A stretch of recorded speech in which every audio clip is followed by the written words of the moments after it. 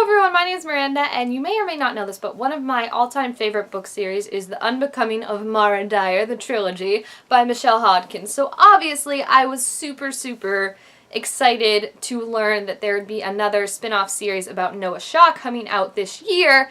However, the more we learned about it, the more hesitant I got about it, just because I feel like The Unbecoming of Mara Dyer, that trilogy, ended in such an amazing place, and it ended on a relatively happy note, especially for Mara and Noah. So when we started to learn more about how it seemed like it would be Noah versus Mara, I guess, a little, and just how their, I guess, like, goals would be different in this series, or at least in the first book, The Becoming of Noah Shaw, I got a little more hesitant because I was like, I just want everything to be happy and for them to be together and happy and safe and happy. Happy and together is what I mostly wanted, and that's how they ended. So, you know, I was very happy with the last book in the series, and now I'm still worried about how this new trilogy is going to affect everything, because maybe will they not be as happy? Will they not end up together? Will this be the end of madness? There's definitely a lot of questions that make me worried about it, because, you know, one thing I've learned in this past few years is that you definitely, sometimes you think you want more stuff, but you really don't. I learned that the hard way with Harry Potter and the Cursed Child. Sometimes you just gotta take what you get and be glad that it ended on such a good note, and more isn't necessarily better. So I'm definitely still very anxious about The Becoming of Noah Shaw and what this will do for the characters that I love and the story that I love, and especially for Mara and Noah, because like I said, I really root for them. They're one of my favorite OTPs, and I really hope that they do end up together. That's what I loved about The Unbecoming of Mara Dyer, how they ended up together and they were happy and they survived even against insurmountable odds, like, seemingly. So again, if you look at the synopsis for The Becoming of Noah Shaw, it doesn't sound great for Mara and Noah. Basically, it sounds like Mara wants power, which to me is just like not in line also with her character. So I'm wondering if this synopsis is just like something to throw us completely off, because she just seemed to want to live a normal life, didn't she? Like at the end of the series, like, she didn't seem to want power. She wanted to go find and help people, but she didn't want, like, to take over the world or anything like that. And that's what this synopsis is making it seem like. Like, she wants power, he wants her to obviously be safe, and now they're going to be at odds because she's going to get too crazy. And that just doesn't seem like Mara and Noah to me. Like, they always seem to be very open with each other.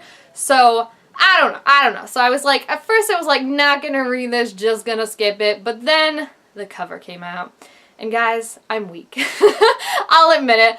I am a sucker for a good cover. And this cover looks bomb ass. Like, it literally is on fire. You get what I'm saying? There's so much you can read into this, I'm sure, because if you saw the Mara Dyer covers, you remember there's so much you can read into that. And different ways, too. I remember when the last one was coming out, everyone assumes, like, oh, does it mean Noah's gonna die if he's at the bottom in the water now? Like, did Mara pull him under, or did she save him and that's why they're together?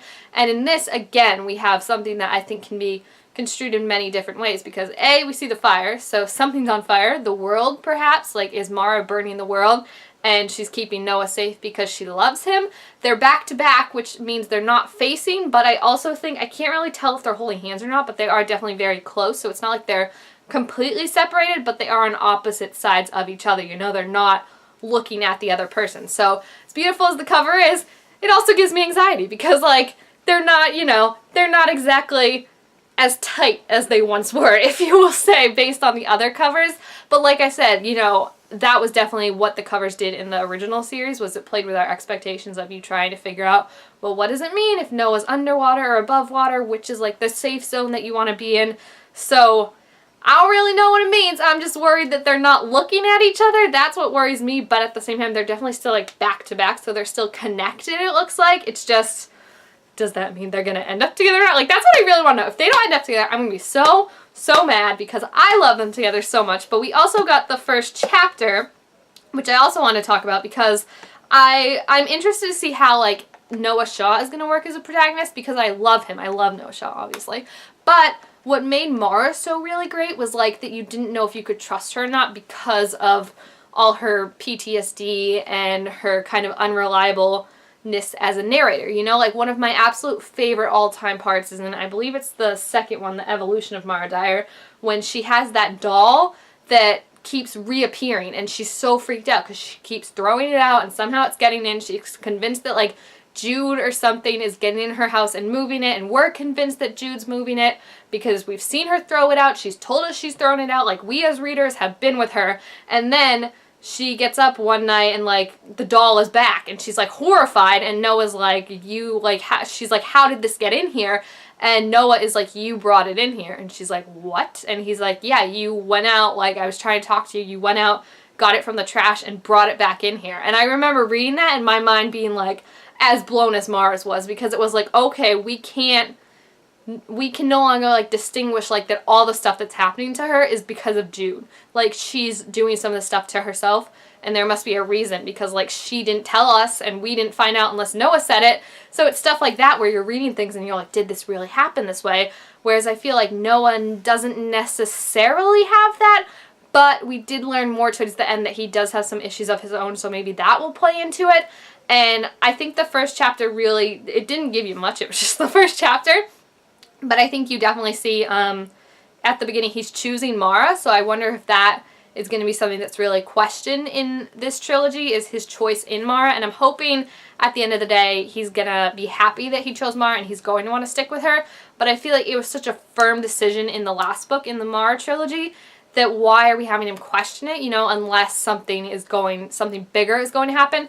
So I don't know. I still don't know. Like, I feel like I'm going to read it, but I don't know if I'm going to hate read it or not, you know, because like I just want my babies to be happy and together, and I don't want to have to worry about Mara going like power hungry or trying to like take over the world or burn the world down, and then Noah's like kind of stuck in the middle of it. Because I mean, the synopsis is literally like, what do you choose when the girl of your dreams is trying... What is the synopsis? It's something really like the synopsis tagline thing is what got me. I'll show you. Let's see what it is.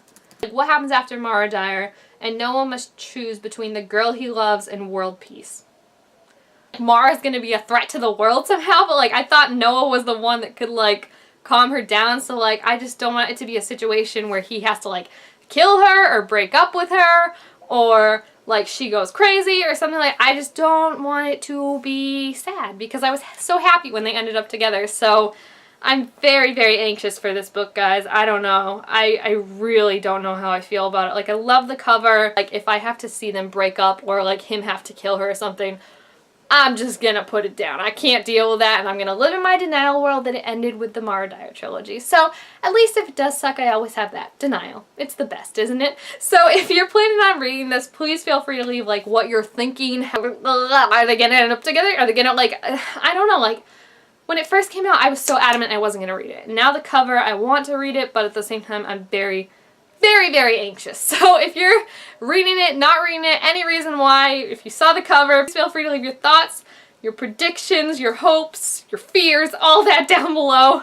We'll just get this out like a good cry session and a big worry session, and yeah, we'll see what happens. So thank you guys all so much for watching. Make sure to give this video a thumbs up if you enjoyed it, and also make sure to subscribe to my channel down below to be told when I make all sorts of new videos, and I'll see you guys next time. Bye!